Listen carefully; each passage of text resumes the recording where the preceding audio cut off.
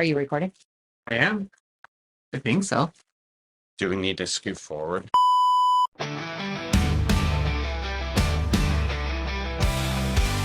Radio waves scream, shark tales break the quiet night. Danny and Sean in the spotlight, legends of the dirt track fight. Dust clouds on Placerville crown, engines roar, the California bound. Sprint cars fly round and round, champions never back down. Welcome to Shark Tales, Andy. Hi. We're live in person. I know. That's just Crossing the streams like Ghostbusters. said never to do it, but we're doing it. Do you have jet lag? No, because I started driving at 9 Saturday morning. Look at the rabbit. He's coming to watch our show. Yeah. What's that jackrabbit doing? Just trouncing. All right. Sorry, I interrupted. Go ahead.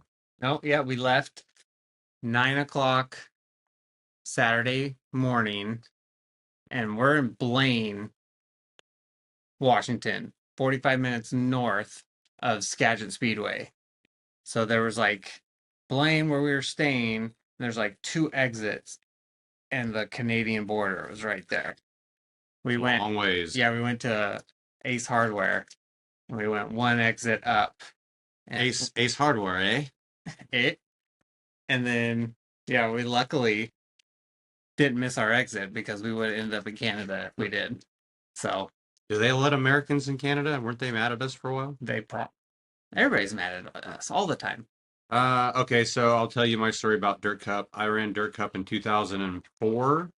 Was that your last time? That was my first and last Is that time. the famous picture Yeah. with you and Candace? So I made 20 laps in 3 nights of racing, crashed 2 cars and blew up a motor in those 20 laps somehow. Don't ask me how. And I drove the rig home for 15 hours or whatever it was. And I told myself the entire time, I will never go back. I will never go back for 15 hours. So however many times you can say I'll never go back in 15 hours, do the math. Well, and I've never been back. Lived up to that motto because, yeah, you've never been back. I got a lot of inquiries. Where's Andy? Where's Andy? Everywhere I went all week. In Oregon, Washington, didn't matter where I was. Where's Andy? Sorry, guys. Far from the porch. A different time zone. You know, Different time zone. you know who doesn't have jet lag and has 2 thumbs? Who? This guy right here. That guy? Yes. Aw. You don't get jet lag driving home from Marysville and Placerville. But you didn't go anywhere. I did. I went to Marysville last night and just hung out. Really? Yeah, it was fun. I called my first ever race over the mic. Oh, really? Yeah, Troy threw the mic at me. Wow. And Did so you guys double team it? we did in the feature. Okay. So How'd that go? it was fine. Yeah. I mean, I wasn't really double teaming like him and Gary would. Like, there's an actual feng shui. Yeah. Like Troy and Gary double team and is one picked very up. Yes. palpable. So I would just kind of Women color love it. commentate. So yeah, that was fun. But yeah, just a typical. Well, I was at Marysville last night. 4 divisions. Mm-hmm. Hung out till after the last race was done. I was there with Arbogast, helping Colton, just hanging out, scraping mud. Drove home, and I was still home before Skagit was done. Yeah. So I don't know what was going on up there from 5 to 11, but I got home at 11 and still watched the end of the main event. Yeah, they were. Well, it was funny because I was trying to watch on Flow as we were driving home, but we were like Driving? most of the time. Lisa And drove for a walking? couple hours. Wow, that's dangerous. No, I But yet you wouldn't won't do go that. for 72 miles an hour. Yeah, because I'm safety first, Andy. So you go that slow so you can watch TV while you're driving. Right. So, but we're in Chico, and I'm like 20 minutes from Travis's race, which was about to go on the track. But it's dark in Chico, and then you look on Flow, and they're up in Washington, and it's like still kind of bright and not like sunny out, but it was like overcast.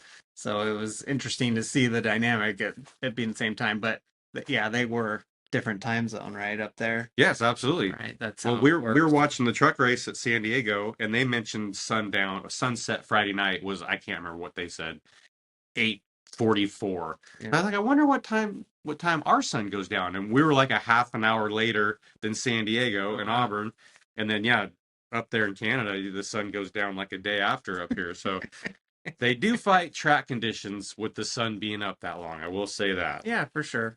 especially at Elma. especially at Elma, man. But it's bizarre how sandy and dusty and slick that Skagit will get, but it doesn't really chew up tires. It's the most bizarre racing surface like I've ever been in Is part it of. as dusty and miserable there as it seems like it is on TV? All right. Like the fans that are in Skagit, they have to be diehards to enjoy that. But everybody's having a great time. They got that grassy knoll that we Looks talk really about that nice. all the Yeah. kids are playing on. They Looks pack the enjoyable. stands. It's so cool.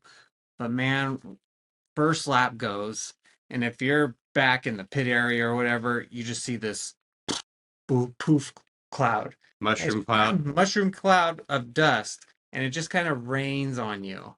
So you need, like, Lisa made sure to buy a hat. Went to Trackside, got a good hat. They had a whole bunch of selection. You guys should check out Trackside for that merch. They got any Andy Forsberg merch there? Almost all of them, almost none of them, because they're selling like hotcakes. Everybody wants their Andy Forsberg get up. Sure. Yeah. So, yeah, either need a hat or need a hoodie and glasses. The hat on. I put my hoodie over the hat. I cinched it so my mouth and nose were covered, and I had sunglasses. And I walked out of there shaking everything. It's miserable. That throws my theory out that people don't want to sit through dust because obviously they do up there. I don't know how a normal point show. I heard they had over Fans 4,000 are. people there for their opener. Well, that's We barely get 4,000 people to amazing. the Gold Cup, so that tells you how many but people. for these special events, the Super Dirt Cup, there were tons of people there all 3 nights. Goggles. Yeah, I mean, they just show up with But they gear. know. They've got a tag that they show up with. So the track's super dusty. One thing that really irked me when I was watching it, and I'm going to bitch and moan because that's what I do, was qualifying. You guys would push off from the infield, drive on the track into turn one, and every single car, big old plume of dust. And you guys just kept driving through the same dust every lap. It's like, can we not at least water the infield while these guys push off and then get onto the track? Like, where's the dust management there? Yeah, they do a pretty good job throughout the night of having a water truck kind of go through the pit area multiple times a night, because sometimes they'll do that early and then they just forget about it, and then by the end of the night, like you said, It's like they forgot about you. so they did a good job kind of all weekend trying to keep up on that. So did that mean the infield kind of got overlooked? But like there were some spots in the infield where there was like sitting puddles. I felt like after qualifying is when I noticed the infield being soaked down. It's like, well, we needed it when all 55 cars were running it through there, and push trucks and quads and mules. Control what you can control. The track's a dust bomb. They can't control that. It's been like that forever. I did hear a rumor that the track guy got fired or they quit something 2 weeks ago. So Steve Beitler was in there doing the track. Oh, really? Did you notice Beitler was there? I did not see him. Okay, so that was a little piece of tea that I had heard, that Beitler was there out of nowhere. Something shit hit the fan a week or two ago at Skagit. And he needed to come save the day. I guess. And I had like old school guy come over and talking about, yeah, this track is nothing because Beitler hasn't been here in ages. So And Beitler was the reason it was a shithole when he was there, right? right? Yeah. Yeah, that's kind of how it plays out. Like whoever's in charge at the time, yeah, And they're idiots, and then the next kind of group comes in and tries their things. Like, oh, these guys are idiots. Yeah. Need the last guy who they MF when he was there. So, yeah, it's a lose-lose situation to be in. Feels like a month ago, but let's go in order and talk about Elma. Okay, yeah. Right. So we did our Shark Tales. I was in the car at Elma. So then Yeah, you were gonna race on Sunday, Monday. Yeah, so that was Sunday. So race there Sunday. Still didn't qualify good. Heat race, so. Started in the back, but worked our way forward. Like, man, as much crap as like Elma gets, we go through so many tires. There was a group of like 8 guys that kind of camp out of Gold Cup, like all the big races around here, they camp out. Well, they followed kind of the speed week cool. all the way through. So that was cool. To see kind of the diehards from California make this trip too. But yeah, he saw him at Skagit, and he showed me a video of the pit area because they made sure the second night at the drivers' meeting we do not leave tires in the pits. The promoter can't handle them. Don't have anything to do with them. Please take them with you. And Skagit, um, for their part, they kind of have a sponsorship. They wanted you to leave tires Oh, there. wow. We have a place to put them. We got a sponsor that they tear them apart and cut them up into little playground parts. Recycle it, yeah. Yep.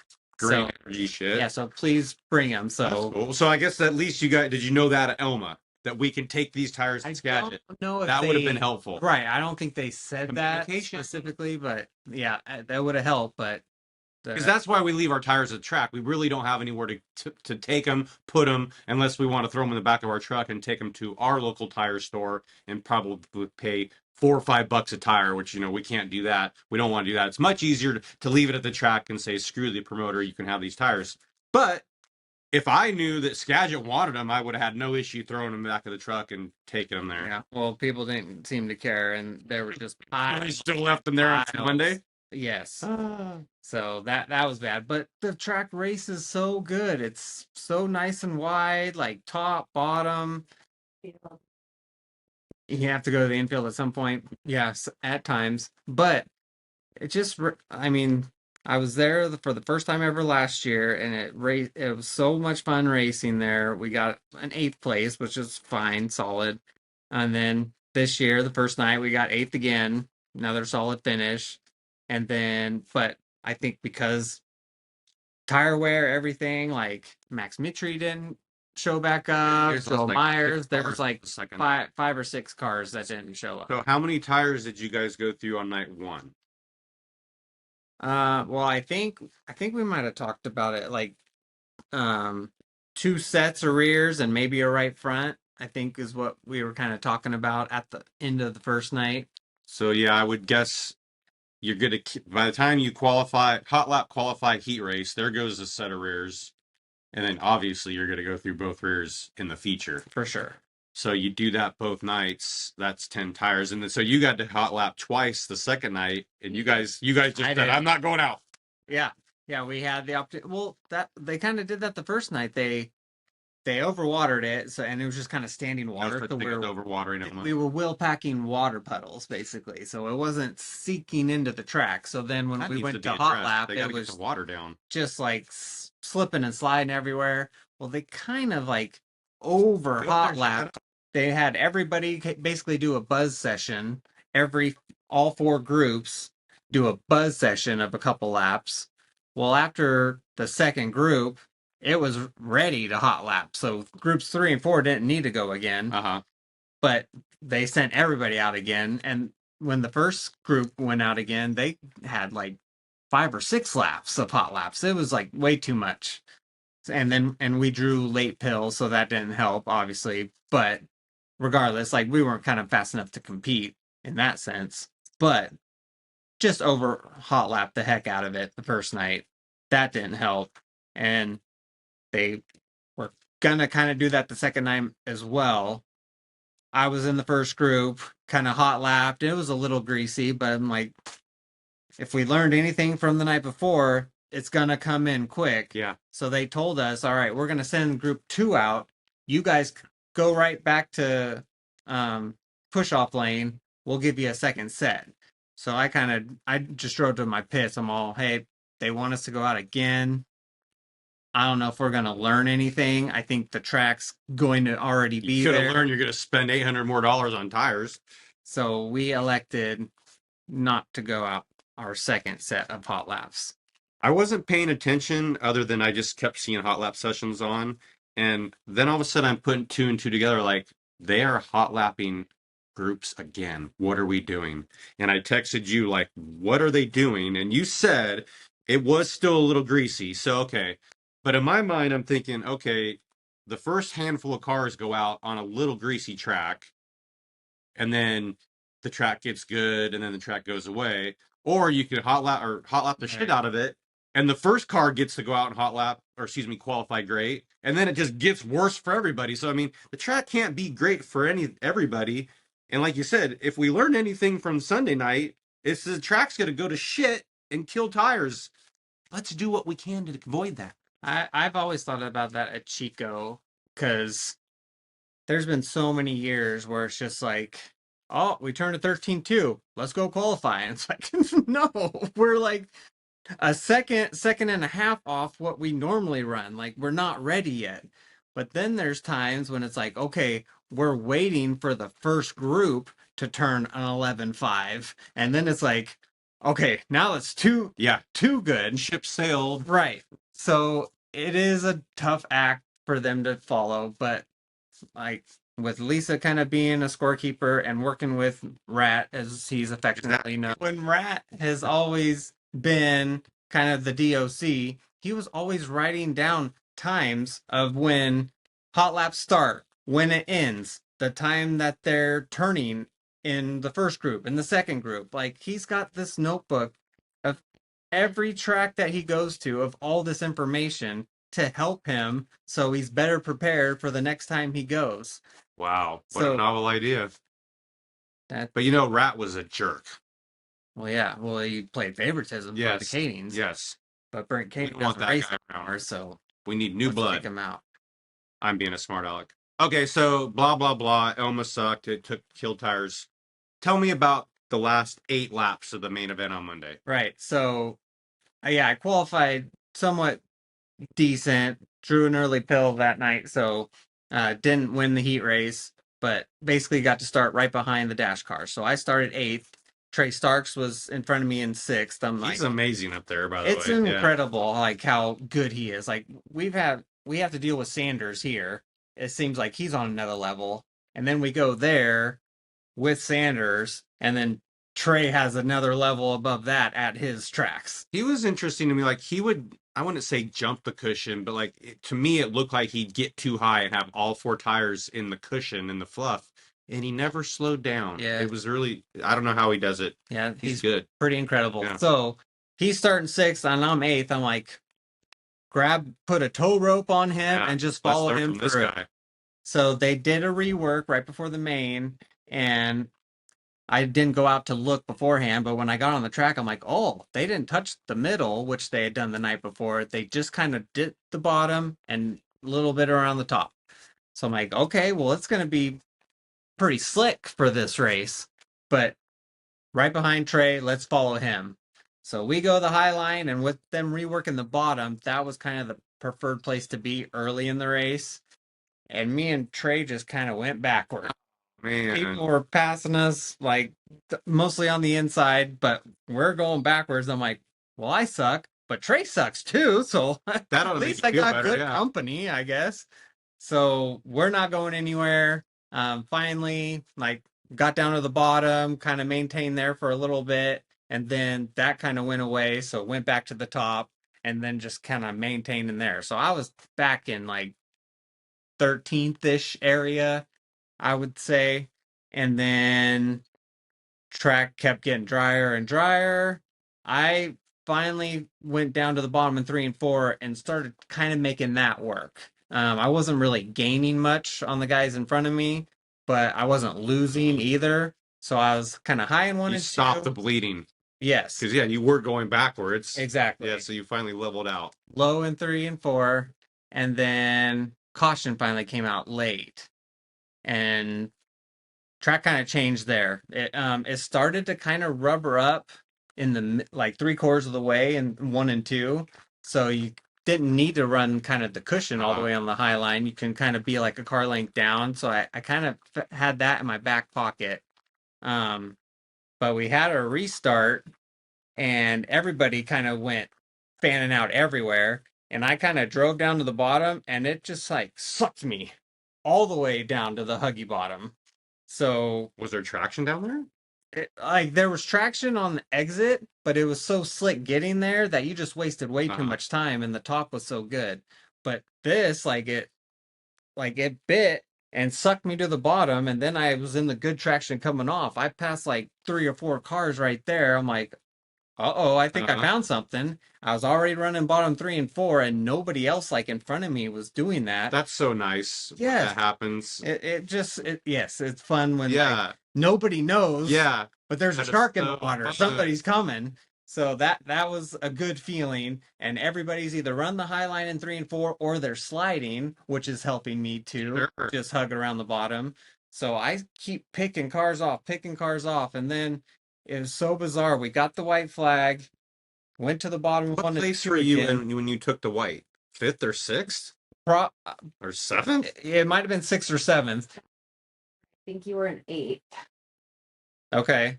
Well, so get the white flag, went to the bottom, and then I was in 5th at that point. Selzy was in 4th, and I was kind of got up right behind him, and I'm like, he's gonna go to the top. I'll definitely get him.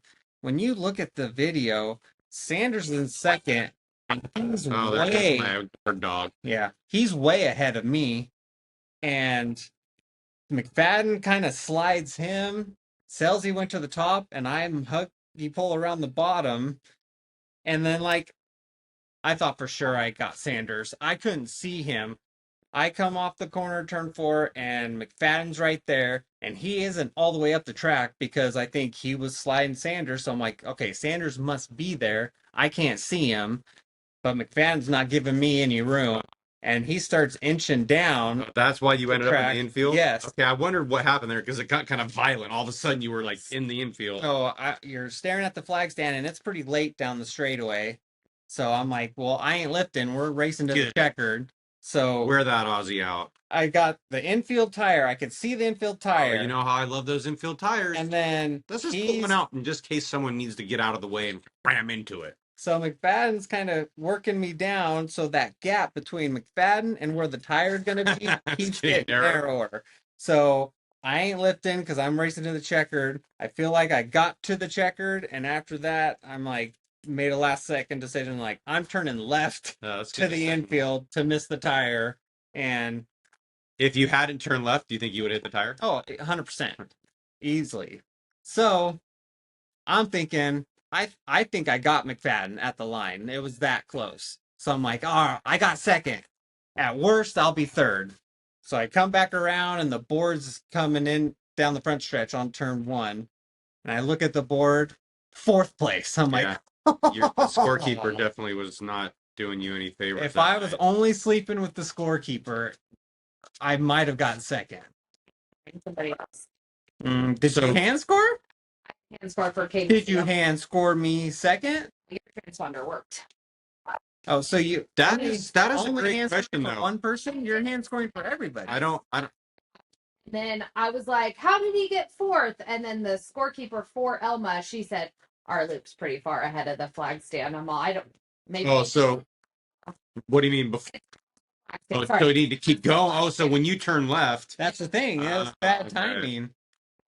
And I think you were 2nd. Okay, a question though for Lisa, and I don't like including you on the show because it's Andy and Shark, not Lisa, Andy, and Shark. But I will ask you this: hand scoring 25 years ago before the loop, that would have been a crazy 2nd, 3rd, and 4th to score.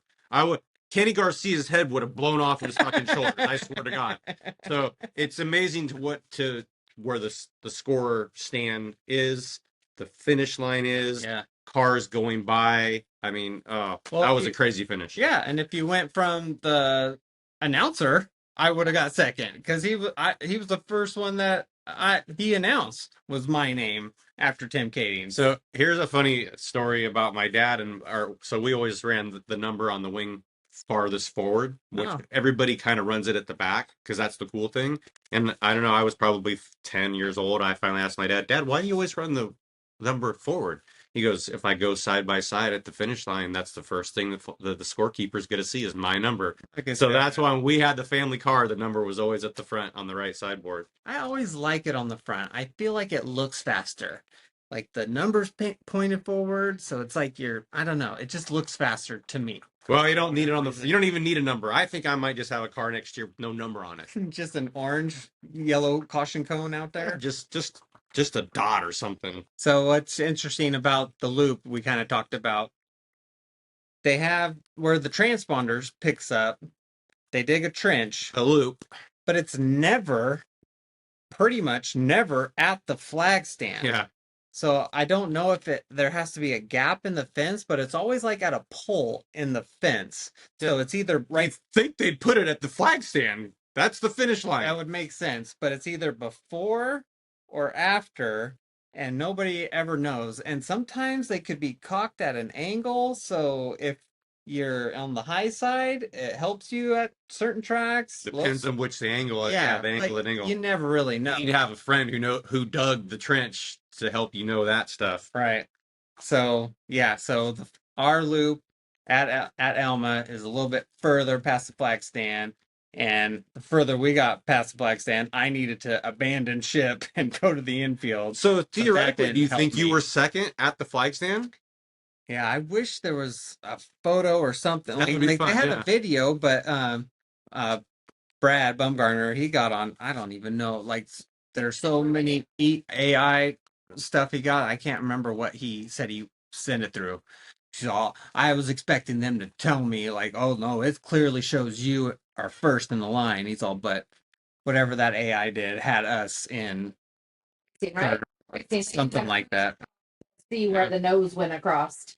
Yeah, we definitely that's how sprint cars gonna up their game next is the photo finish So horse race. that was a great style. finish at Elma. There was the redemption. Then yeah, Trip so over. you go to Skagit. Thursday sucked, Friday sucked. You came home early on Saturday. The end. The end. That's what happened, man. Did you say I'm not going back the whole way home? No, Do I need to teach you that? Do you still have a good You need to attitude? teach Like me. you'll go back next year? I don't know if we'll go back next year, but like I would definitely go back. That was You have way too positive an attitude for my liking. I know. Companionship on the way home that made I it. did have a I had friend. Candace with me too. It didn't help one bit. Yeah. I slept the whole way on purpose. We got to get that picture and post that with there because I love that picture. You guys pockets inside out, right? That's on the open honestly trailer. when I stopped owning a car. I came home and told A&A Stepping Stone, Keith and Diane. I said, "Hey, guess what? You're paying all the bills now. I'm out." You know what the nail in the head, nail in the coffin was is we pieced a car back together to go to the next Friday night show at Chico, and I got upside down again. Mhm. For no reason. I got over the edge, which we do 1,000 times at Chico, and for whatever reason, it hooked me, and I flipped my ass off. We had nothing left, and I was just like, I can't. We have no money to put any more parts on this car. 07. We are done.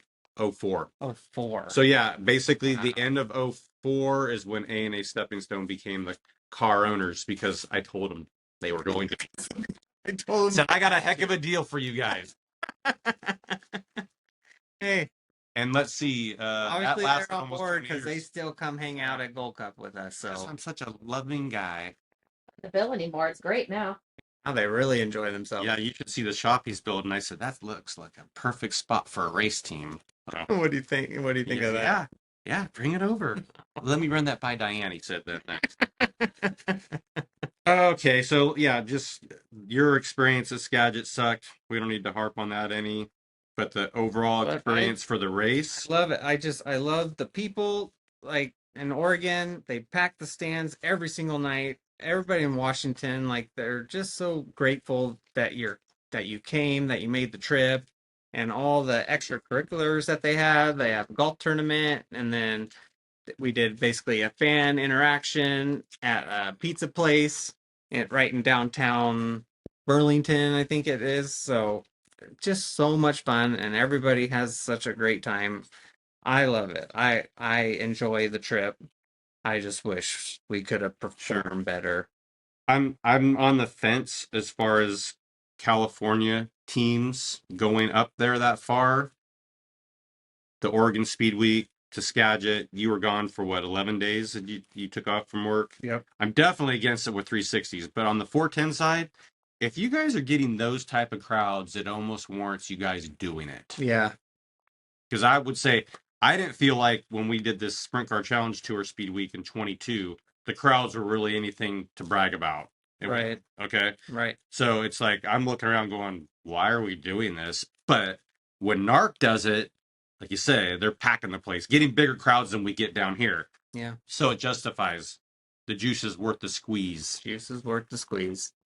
So High limit race broke out in the middle of the NARC show, so that was cool. yeah, that was the thing. Yeah, I couldn't believe the Kreitz car was out here. when we talked about, yeah, kind of, I don't know if we talked about it on our Elma episode, but yeah, I had no idea what to expect going to Skagit. But last year, I feel like there was 43-ish cars there, so it was a good field of cars there last year, and with a handful of high limit guys. But this year it was most the high limit guys. And yeah, when we were leaving for Medford on Thursday, Brad's like, "Have you seen the entry list? Like, it's up to like 60 cars." I'm like, "Whoa!" And then when I saw this Darren Pittman, the 69K, I'm like, "Dude, we watch." Yeah, Ava came over and asked questions like, "Who are you most looking forward to racing with?" I thought the same thing when you said that. I was thinking, man, the fact that Kreitz and Pittman are That's there the is pretty thing. cool. Like, we are in California, and all we only hear about and get to watch on video on streaming the Pennsylvania posse and the legends that come from there, and that 69K is an iconic car in Pennsylvania area. We're never going to get a chance to race with them. Like, we ain't gonna go out there. So for him to come all the way to Skagit, that car, yeah, we've raced with Darren lots of times when he's raced Gold Cup Yeah. and with the Outlaws and whatnot. So yeah, it was just really cool that they made that trip up there, and obviously they did really good because they ended up third overall. So yeah, it was that was cool. That was a cool part for me. When I ran Vegas last year with high limits, what was that? 24? 25? 25. We actually parked next to them, pretty close to them, the second night. And after the races were over, I went over and we buy stuff. Or I was buying stuff from Price a little bit. I honestly don't know if he knows who I am or not.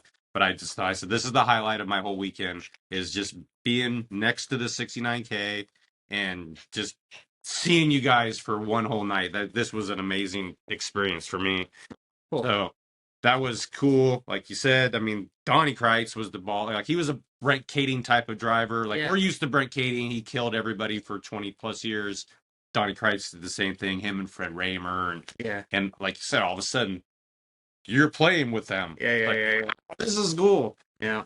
So, and then what was the decision for you not to race? Were you guys always not racing this weekend? the decision is I have no decision. I have not. That's not my deal.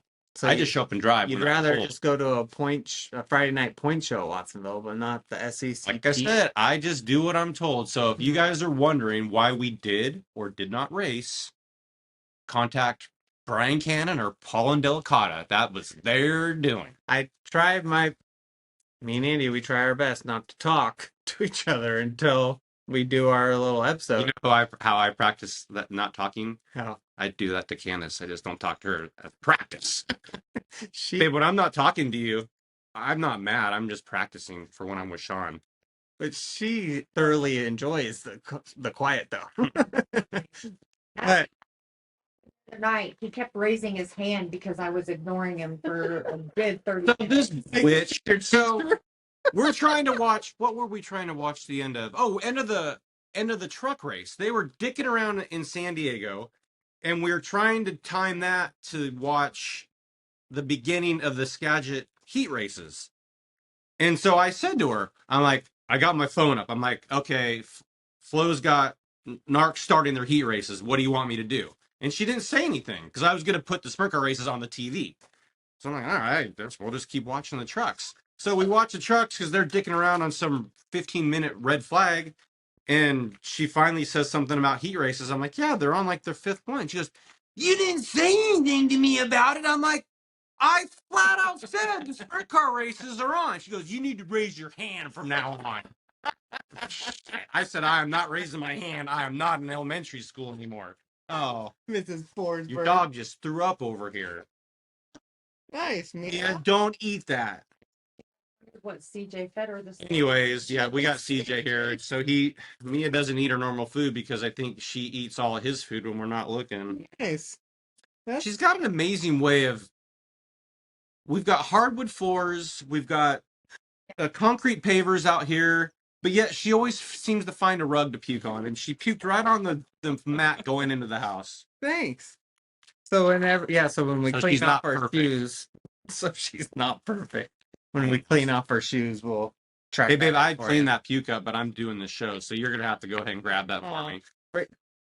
Miss Forsberg, can you please come clean that Candace, up? can you go clean the puke up? Thank you. Yeah, so we got in an argument Friday night. So I went on my race pass, saw 18 cars at Watsonville for the SCCT show, Great Johnny crowd. Key Classic. Was there a Holy good shit, crowd? They packed it in. Awesome. Way to go, Watsonville. But yeah, then I was looking at results later. I just saw 18 cars. Then I looked at results. I'm all, where did Andy qualify? Andy didn't qualify. You didn't He even know I was wasn't there. there. And then somebody told me later that, I drove home Saturday, so got to Cycleland. Then I was hanging out with Chuck Gurney, Oh, Chuck another was there, huh? legend, The Rim Rider. and he was talking about Casey Smith's running Marysville. Yep, he I'm was like, there. Marysville's running tonight? I'm like, did Andy race Marysville? So I had to get back on there to see if you raced Marysville instead of SCCT in Watsonville, but you weren't there either. I'm like, I think it's because Andy's finally old now. We're here celebrating somebody's birthday, and he just can't Hey, race you want to every celebrate? weekend anymore. We can celebrate. Everybody can leave. That'll be my present. Everybody can just go home. Oh, your present. We're gonna spank you 50 times, throw you in the pool, hope you don't get a heart attack, and yeah, say see you next year. I got to give Candace credit though. She did get her pool cleaned up. She fired our pool guy this week, and Little cane um, for when he walks she read a around book on shop. how to prep a pool, and the pool's swimmable now. All right. After arguing with our pool guy for 4 weeks straight. So Urton was right. He was yelling at you to clean your pool for a long time. Yeah, I guess he was right. Urton. Always listen to Urton. Listen to him on how to run the cushion at Placerville. Listen to him when you got to clean your pool. yeah. I guess he's smarter than us. Okay. Next week, is there anything? Does Narc have a week off to recoup? We have a few weeks A off. few weeks off. Wow. Yeah, maybe just a couple weeks off, and then we go for a one-off in Santa Maria. Oh God. Wow. You're just making a case for me to just never. Oh, you want to come? No. What? I could be the driver coach. You know, I was pretty good at Santa Maria. I will say that. I had pretty good statistics there. But Call up Flory, and we can all yeah. go. I did get home from Santa Maria in like 3 hours one time though. Might be a little bit far-fetched. That's the night Tim passed me on the last turn for a main event win. And Candace got in the car, and yeah, that car did triple digits a majority of the way home because I was just seeing red. God, I was so pissed off. Before we even left the race track. Pissed off. Garrett Ishii, he didn't do anything wrong. He just jammed me up at the absolute wrong time. And Tim just got me by a freaking nose, man. It was so heartbreaking. It was so unacceptable. Yeah. But I did go back down there later that year and won. Held off Brent that time. Didn't get no traffic dicking me up. Brent did hook me on the last lap, trying to stuff me in the wall. Really? It didn't work. Oh. Yeah, no. God damn, that place is so nice too. It's just so far away. I'm gonna stick to my local, close to home shitholes. That's more my cup of tea. So next week is Placerville for you, though. I'm off to going to a wedding, so no racing for me next. Getting married. Anybody I know? Brian Boswell. Oh, no Former way. racer. So you're going back to Oregon? Going back to Roseburg. No way. All the way to Roseburg? There's 7 hours. Oh my God. I wouldn't even go to a wedding if it was in Roseville, let alone Roseburg. That's only 25 minutes from here. Oh, yeah, we're putting in quite the mileage on. You should have just stayed in Roseburg for the week. I already took a week and a half off of work. I couldn't take another one, so. I was on my car this week. Wow, 2,000 miles. So all you people that think speed weeks are fun, just ask yourself if you could do 2,000 miles in a week. But And gas ask prices are yourself so how good fun it'd now, be. so it's Yeah, what not was too gas bad. up there? How much was it?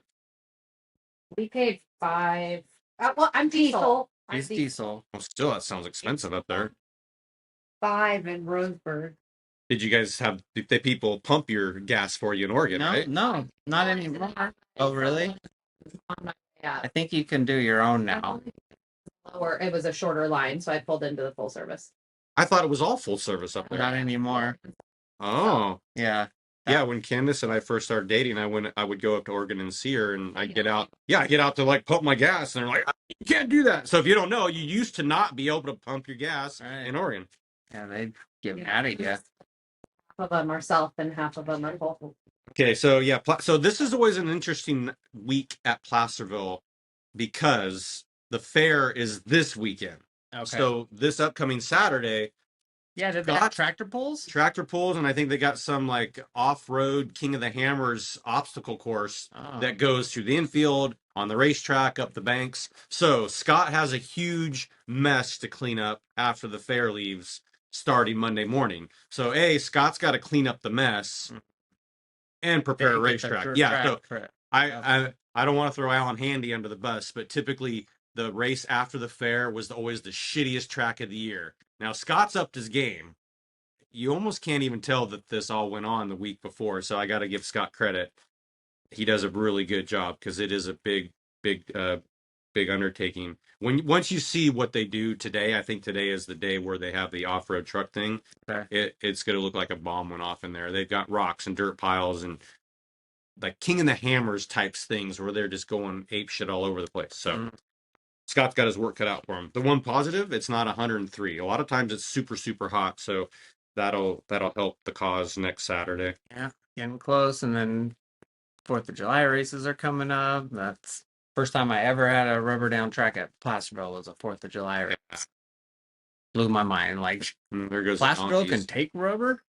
That was a donkey. Yeah, the neighbor's like a motorcycle. Are staying high in case you can hear them. All right, that's enough of this. Yeah. Let's start eating something and yeah, happy birthday, Andy. At San Diego. Do you see that track? They can actually catch air in a couple spots. Seriously? Oh yeah, absolutely, yeah. Oh, well, let's. There's out there. Happy birthday! What do you think? Every father was born on Father's Day? Yeah. Happy Father's Day to all the fathers out there. Happy Father's Day, Super Turtle. It's good to see you, big dog. My plan on Mother's Day and Father's Day is always to win on Saturday, so that's my present on Sunday. Now what? It hasn't worked very many times, and it certainly didn't work this weekend because it didn't even race. So we actually had to get my dad a present this time. That was always the joke. Oh, I was gonna win last night. That was the present. It didn't happen. It didn't come in on time. It didn't come in on time. Yeah, I've done it a couple times.